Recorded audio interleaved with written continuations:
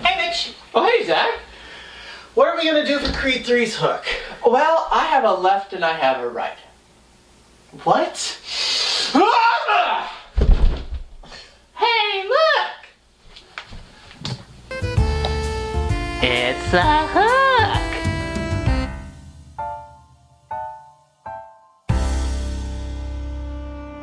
Hi, friends. I'm Zach. I'm Mitch. And we are Excellent Little Podcasts. Presenting you a little movie podcast starring Zach and Mitch. Mitch, I think we are doing a podcast. And I think for the third time that we are doing Creed 3. Ain't that ironic, right? We've had some technical difficulties. But MGM Studios / Amazon Studios, because of that merger. Yeah, directed in his directorial debut. That it is. Michael B. Jordan. And screenplay by Keenan Coogler and Zach Balin, with story by Ryan Coogler, Keenan Coogler, and Zach Balin. Zach, may I start the director and screenplay duo? Absolutely, since it was your number 10, That's your top right. 10. That it is.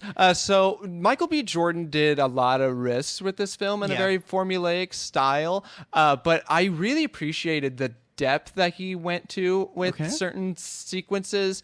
I still think there were some hits and misses with the film, but you know, with a directorial debut, there's bound to be. Oh yeah, you're not gonna be a Best Director nominee. You're not going to be a Damien Chazelle or a Denis Villeneuve or Christopher Nolan with your first shot, unless just a lightning in a bottle happens. But overall, I thought he did very, very well with a very, like I mentioned, a very formulaic film series and a boxing genre. Now, the script is a weaker of the two. I still appreciated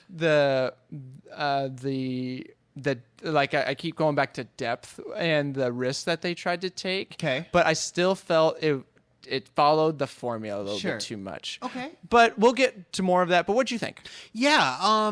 Michael B. Jordan did actually a really fantastic job, especially since he had to split between being an actor and directing at the same time. Being in front and behind the camera is a very hard thing to do.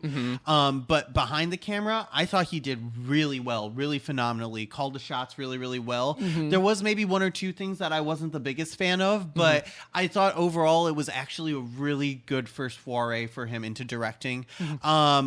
Script-wise, I kind of agree with you. A lot of great depth, but there were a couple of misses there too. Sure. But overall, I thought actually the two of them actually did really, really well. And they the script and Michael kind of played off of each other really, really well. Sure. So, brief summary, Adonis has been thriving in both his career and family life, but when a childhood friend and former boxing prodigy resurfaces, the face-off is more than just a fight. Thank you, IMDb. Thank you, IMDb. All right, Zach, so why don't you go ahead and with your first thoughts real quick? Yeah, so I feel like this movie, especially since it's Creed 3, it's the third in the trilogy, the first two kind of were still in the shadow of Rocky a bit, especially. Now, don't get me wrong. I love seeing Rocky in Creed 1 and Creed 2. Sure. Like, there are some really amazing moments. And to be honest, I think some of Sylvester Stallone's best acting is actually in the first two Creed movies. Which is saying a lot. But this is the first one that genuinely feels like a Creed movie. Sure. Especially an Adonis Creed movie, because your first one, it was kind of more focused a little bit more on Apollo's legacy. Yes. And it really still, again, a lot of it was kind of like, well, where's Rocky coming in? Sure. Come on, Rocky. And then we finally get him, and it's more so kind of still a little bit more of a Rocky story. Sure. Even though it is Adonis' story, it just still feels a bit more like a Rocky story. Sure. And then the second one kind of goes even more into like the Rockiness of it, because, you know, it's Drago versus Rocky's protege, but you really focus a lot on Drago and Rocky, I feel, in Creed 2. Sure. This one, since Rocky's not in it, you get to focus more on Adonis Creed, and it allows it to be more of a Creed movie. Sure. So I really enjoyed that aspect of it. No, I agree with you 110%. Since this is my number 10, I really... It was hard because, you know, I love the Rocky films. You know, my parents, they went to see Rocky 4 I think it was like their second or third date. So Gotcha. I have a very soft spot for Rocky. Okay. So when I found out that this one was not going to have Sylvester Stallone in it, I was really disappointed because Rocky's Rocky. Rocky's Rocky. And I feel like going out of that movie theater, I didn't miss Rocky. Okay. I didn't. And I could tell early, like within the first 20 minutes, I'm like, this is finally, like you mentioned, a Creed movie. Mm-hmm. This is not a Rocky film. This is an Adonis Creed film. Yeah. And I think Michael B. Jordan felt that pressure when he started directing this film. Mm-hmm. He knew that, okay, we're going to have to step away from Rocky. Yeah. So I'm actually glad that Sylvester Stallone decided not to return to this, because I feel like on the surface, Sylvester Stallone knew that it's time for Rocky to step away and let Adonis Creed take over the franchise. Yeah. So, and the cast itself was actually very, very well done, which we're now going to get to. Yeah. All right. So Michael B. Jordan is Adonis Creed. Yeah. Here's the thing. Mm-hmm. He did a very good performance, but not the best out of the three. No. That still goes to the first Creed, but I think it was just, he had a lot on his plate with directing, so I think his performance took a little bit on the back burner. Yeah. But here's the thing. When you're directing yourself, you're going to be your own worst critic. So I think he just said, you know what, I'm just going to focus mostly on directing, and I'm going to say lines, but my job right now is director first, which that can go one or two ways. And I think his directing was just up here, and his acting was like right here in terms of a ladder. So what'd you think of No, it? you hit it right on the head. I think he was hit it on the head. We're talking about boxing film. I think he was so focused on directing for this film, which, as your directorial debut, I think you inherently would do that, especially if you are on screen, that it just almost kind of became a hindrance that he was on screen. I think he probably should have maybe done a smaller project or something to direct first. Like an indie film. Like an indie film or something that he's not starring in. Sure. That way he's able to go through just as a director first. Sure. Instead of having to balance both acts. Sure. But that being said, his performance isn't bad. No, it's decent. It's not even, to be honest, I wouldn't even go decent. It's still a good performance. Yes. Because he's still a very strong performer, and you still feel that. And I feel like that's what he was willing to go, okay, I know my performance strength is good on camera. So I'm willing to take a cut back on that so I can focus on directing. And it was a gamble, and it hurt him a bit, but I think it was still strong enough to the point where it didn't take me out of the film, which is good. Yeah, but I do have to say Jonathan Majors. Yes. Jonathan Majors. Can I go ahead and start for this one? But where did he come from? Like, that's the thing. He's had two great, near perfect performances this year. Where did he come from? But go ahead. The dude. Okay, so I know a while back ago I said like Chadwick Boseman. It was amazing how many films he was doing because it was almost like a Hamilton. Why do you act like you're running out of time? Because he is. But he was. Which R.I.P. sir. We miss you. But I feel like Jonathan Majors has almost stepped in and is filling Chad's shoes. Yeah. Because, oh my God. Yeah. The dude, I mean, he's on fire. He's on fire with all the roles that he's been doing, whether it's that airplane movie that I'm blanking on, freaking Kang, and now this. Like, the dude is knocking it out of the park each time. He's a really force. So I cannot believe that this was so much different. The one critique that I actually do have for him, though, he took punches better as Kang. Yeah, he did. He did. For this one, I don't know why. I bet it was the choreography. His reaction to punches just weren't as satisfying. Yeah. For some reason. Like, Michael B. Jordan was doing well with those reactions, and Michael B. Jordan was doing actually kind of decent at giving the punches. And I think they were trying to go with, he's just an immovable, unstoppable force as Damien, so punches don't faze him. But as we were going through the final fight, I wasn't getting as much pain from him to where when it was done, I was like, is it? Yeah, so I will say this. I think that isn't mostly his fault. No. I think that could be a little bit on... maybe on directing. A little bit on the greenness of Michael B. Jordan and the choreography, but I still think he gave a very stellar performance. 100%. The strongest, to be honest, to me, one of the strongest performances in the film. Oh, yeah. So, but one last thing, and we're going to talk about Felicia Rashad as Marianne Creed. She's just a queen. She is. She did so good in this film. Every time I saw her, I smiled. Yeah, she's until I couldn't. She always is a heart of every project she does.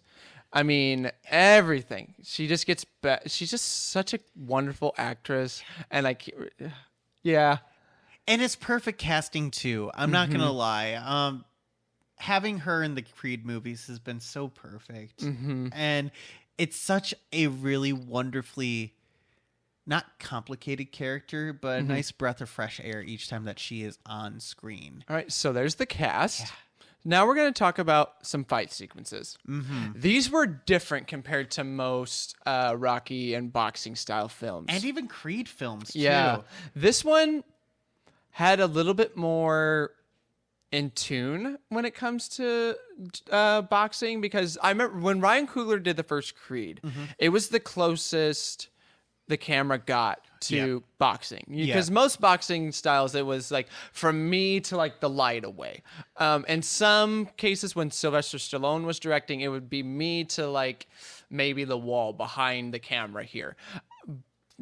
With Ryan Coogler, it was like from me to maybe the laptop right in front of us. It kept getting closer and closer. Whereas with Michael B. Jordan, it almost brought you into the mind of the boxer, to me at least. Yeah. And also it kind of made it seem like, every punch matters in the boxing match. And because it does. Every punch matters. Yeah, it does. Every movement matters. Every dodge, every block, every pull to the rope. Everything matters in boxing. And it's not just like all about fighting and hitting and everything. It is one of the most mind game sports you can ever think of. Yeah. I haven't watched that many boxing matches, but this one, it made me really feel like, boxing is still a mind game. Yeah. Well, and also I feel like I kind of similar how you were saying it. Michael B. Jordan got like the chess aspect of boxing right, of how much of a mind game it is, and how much mind over matter it is, how much you are literally thinking. It's almost like the Guy Ritchie Sherlock Holmes movies, like when it slows down, and he's like left jab to the right, and then socket to the mouth. He's gonna cut over. It's like that, but not. Yeah, it's that like you can see the wheels turning without having to like spoon feed it like Sherlock Holmes did. Right. But we have to talk about more so the elephant of the room of Rocky not being in this film. I was fine with it. It did not bother me at all. Yeah. The thing is, it's a gray area for me here. Because as I said in our top 10, it's Rocky is Sylvester Stallone's baby. Yes. It's literally what got him literally out of the streets and made him a big time writer and actor. And later director. But so the fact that he doesn't have control of the franchise anymore is kind of sad. I'm not going to lie. Especially since he's the one that knows the character the best. However, at the same time, give some fresh blood. You need fresh blood, and Adonis isn't his character. No.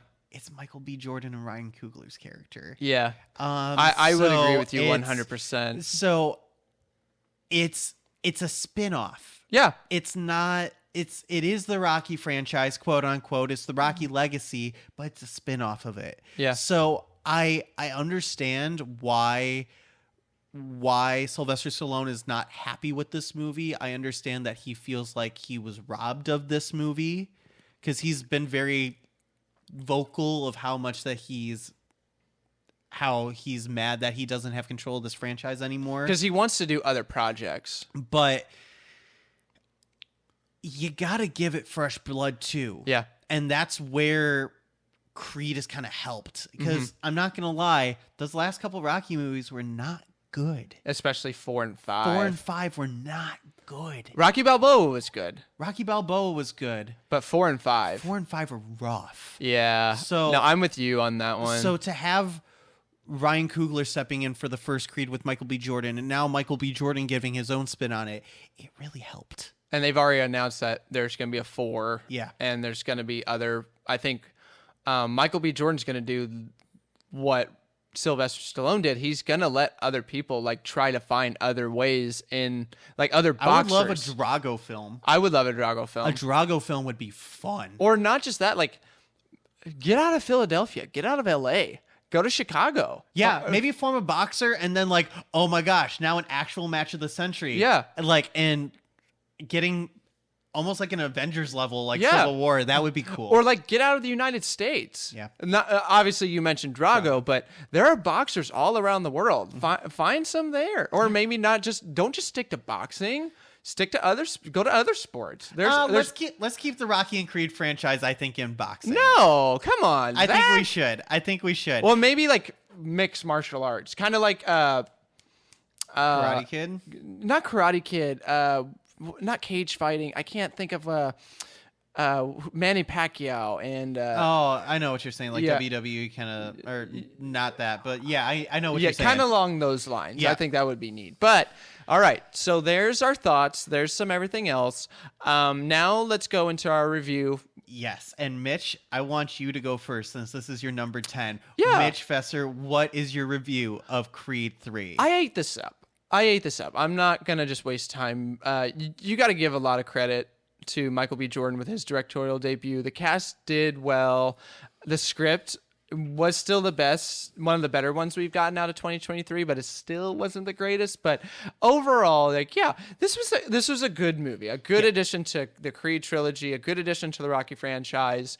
I'm very curious to see if Michael B. Jordan's going to get any other directing jobs coming forward. Because some people are going to look at him and be like, okay, you can act and now you can direct. Let's see you tackle like this project or this project or whatever. So yeah, I ate this up. What'd you think? Yeah, I ate this up too. Again, great directing, great performances, pretty good script. It's all there. Yeah. And sure, directing, like how you said, is a little green. It's a little new. But he's on his way, and I think this franchise is still in good hands. I did miss Rocky a little bit. I would have wanted to see him maybe a little bit and make a cameo, but I understand, again, he's not happy. So all right, so there's our review. Before we get to our next section, if you want to send us a question, comment, whatever, send us a like. Hit that subscribe button. Email us at elpodcastmz@gmail.com. Or follow us on our Spotify, our Twitch, our TikTok, any of that fun stuff. All right, Zach. Let me take this one. Yeah, what is our alarm for our spoiler section, Mitch? Ding, ding. That's what I was going to do. Yeah, or the let's get ready to rumble! Which he did not make an appearance this one, which I'm okay. I'm okay with that. Yeah, I am too. But mostly it's the ding, ding. Yep. Spoiler time. All right, friends. Thank you so much again if you want to exit right now. But we are officially in our spoiler section. And we've really only got one spoiler really to talk about, which is basically Adonis Creed and Dame Anderson, Jonathan Majors' character. Yeah. They grew up together, not like grew up together, but they were in a group home because they got into a little bit of trouble with the law. Yeah.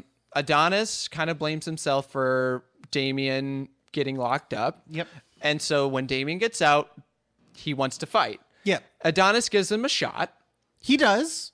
And things happen. Yeah. So they decide to fight. Yeah. And Adonis wins. Yeah. And which we all saw coming. Yeah. Well, I did. I mean, yes. It was very obvious that Adonis was going to win. Mm-hmm. But I feel like with Creed and Rocky, there's always will they? I do have to say the scene where so I loved it, but I also hated it when it was the beginning of the third round when like the crowd disappeared. Yeah, that I wasn't a fan of. I liked it. I liked it, but then at the end of it, it went, now we're round 11.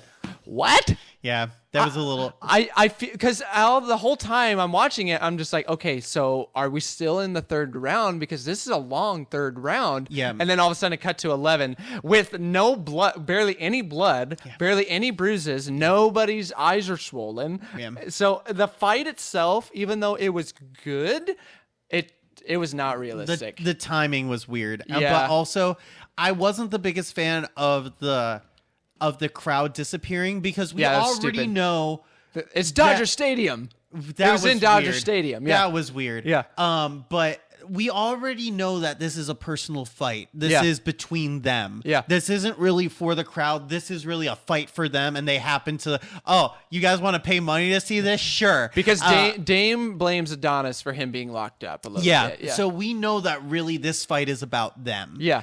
I didn't need to see them to get that concept by themselves. It was kind of a little bit spoon feeding that I wasn't a big fan of. I did appreciate the time it was between second and third round where they both looked at each other and they saw each other as kids. That was good. That was cool. That was good. But it see, I liked when the sound like disappeared, but I feel like the crowd disappearing was a little too much. That was too much. But because I would have loved to see like the music go gone and still see like the concept, but leave the crowd in and see some of their reactions. Yeah, that would have been neat. Well, in the background, still focus on them like how it was, and still have like the sound of them like ooh, yeah, and hear some of them go like ooh and I don't need that. I would hurt. I don't need that. I'm okay with that. Okay, fair. Yeah, but like them being like the only two prints, like that was a little too corny. I feel so. It was a risk. It was, and I'm glad. I applaud him for it. I'm glad Michael B. Jordan went there. Yeah, but I feel like with a little bit more time and just a little bit more maybe studio be like, do we really need that? I feel like that's where the studio should be like, okay, so you don't need to cut the audience. Yeah. Because we all know like this is a personal fight between you two. Yeah. It's a good concept. Don't get me, it's not bad, but we get it. Too much. We get it. Too much. Adonis wins. Adonis wins. And then they have the great moment of like every boxing Rocky Creed movie of the two meeting afterwards and kind of making up at the end. It's a forgiveness thing. It always happens at the end of each boxing movie. Yeah. Dame forgives Adonis. But then I feel like they just don't know how to wrap up the movie. Yeah, it was weird. Which I was like, okay, I get what they're doing because they were having like an issue of like the daughter like fighting and whatnot. Yeah. I get it. But then that plot line really didn't go anywhere. Mm-hmm. And then all of a sudden she's fighting him in the ring, which was a cute moment. Yeah. But they didn't really know how to end it. So they were like, okay, we'll do that scene. And then it gives you him like looking at Dodger Stadium. Like, what does Dodger Stadium have? Like, what the fuck? Yeah. It was the weirdest ending and it felt a bit rushed. But besides that, like it was still a decent ending. Yeah. But yeah. That's Creed 3. There's one of our top 10s. Yeah. Or mine at least. I think that's our first top 10. It is. Yeah. So thank you so much, my friends, for tuning in and watching us. Don't forget to leave us a like, hit subscribe, ring that notification bell. We got some good stuff. Ding. We got that good stuff coming. So go ahead and give us a follow on other platforms. Spotify, our Twitch is coming. Shorts, TikTok, all that fun stuff. But until next time, don't forget to email us at eopodcast@mz.gmail.com. But until that time, my friends, I'm Zach. I'm Mitch. And we are an excellent little podcast.